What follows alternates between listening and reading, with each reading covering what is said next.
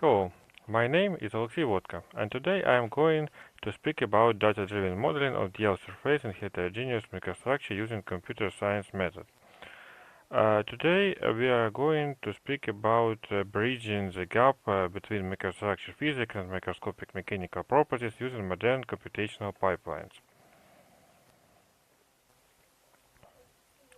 Classical phenomenological methods like von Mises or Tresca are built on the assumption of material isotropy. However, they fail to account the intrinsic structural complexity and the isotropy of real precrystalline materials.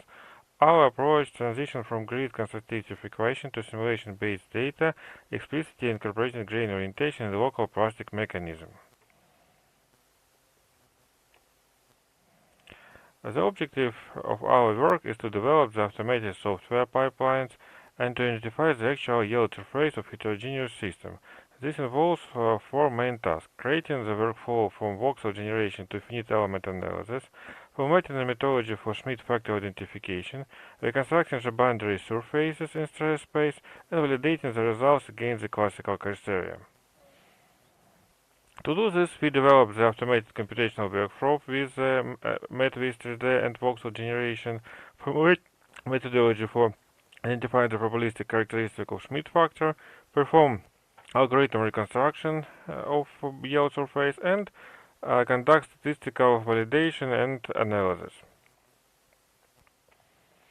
Our framework uses MATLIS 3D, which employs several automata and Moore neighborhood analysis to simulate voxel-based crystallization. These voxels are then automatically converted into hexadral elements of high precision via in ANSYS. We use their angles to ensure that our principal strain trajectories cover the full spectrum of stress states from uniaxial tension to pure shear. On the left of our slide you can see the microstructure of polycrystal material generated by MATLIS 3D, and after that this microstructure with loading conditions export to ANSYS software, perform the calculations, and back the results, and you can see the visualization of stress state of different types of loading in imported the strain again to MATLIS 3D software on the right of our slide. Core principles of our framework based on the fair data principles. All results including geometry and boundary condition are stored in HDF5 format. The data flow moves from the microstructure generation to a step processors that handle tensor recovery from Mises criteria calculation and Schmidt factor analysis to find the maximum scaling for yield points. On the left side of the slide, you can see that the internal structure of HDF5 format and total pipeline that you can see consists from the MATLIS 3D microstructure generator. We use ANSYS software to estimate the stress state and collect the geometry and the stress together with the HDF5 dataset. After that, we use step processor and post processor, which define the config type and uses all this data and depend on the settings. Recover the tensor recovery and Schmidt factor of Mises criterion, calculate the aging values, and find the max scaling to find the yield criteria. And this results as analytical represented probabilical density function of yield criteria back to the visual models, and we get the 3D visualization of yield surface and statistics. Descriptive statistics of this surface. The computing core algorithm is based on full vectorization of NumPy to eliminate slow iterative loops. A key innovation in our agent tracking algorithm. Without it, sorting agent values can use chaotic 180 degrees axis jumps. We introduce new algorithm for stabilization method, use the correlation matrix analysis to ensure a continuous and smooth principal axis trajectories during the loading.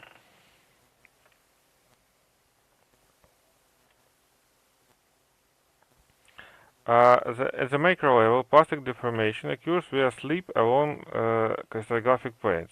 According to Smith's law, sleep activates when the resolved shear stress reaches the critical value. Our software calculates the spatial orientation via LL angles and performs a tensor rotation to local grain axis to identify the dominant sleep system and potential 12 sleep system for BCC crystals. On the visualization you can see the atoms and the possible sleep planes when the atoms click on one atom position and introduce the same such as yield behavior of microscopic objectives. To implement this algorithm, we use the next approach. We got the input stresses here and global matrix orientation and our angles of local coordinate system. We calculate the rotation matrix to the predefined coordinate system, perform the tensor coordinate system rotation, as mentioned as RT sigma globe multiplied by R, and assume that I from 1 to number of sleep coordinate system. We calculate the Schmidt factor for each coordinate system, and after that, when we define this for all coordinate system, we find the maximum stress on each direction and use this to check if this reached the critical values or not. If reached it, we can assume that they get a plastical behavior, or if not, it's elastic behavior, and the yield stress not reached here.